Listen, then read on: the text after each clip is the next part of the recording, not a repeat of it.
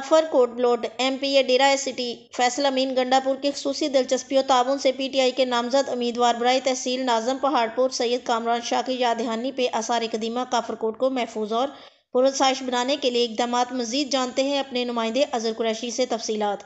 جی بتائیے گا تفصیلات کیا ہیں اظہر؟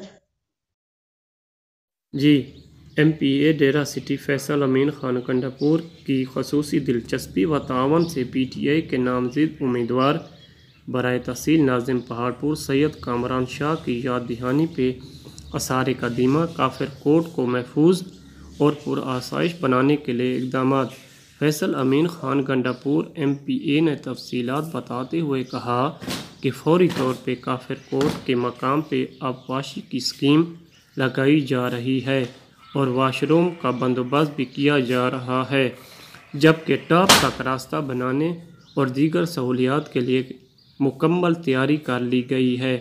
جلد کام کا آغاز ہوگا۔ واضح رہے کہ کافر کوٹ پہ سیمنٹ فیکٹری والوں نے باڑ لگا دی تھی، جسے نوٹس دے کر ہٹوا دیا گیا ہے۔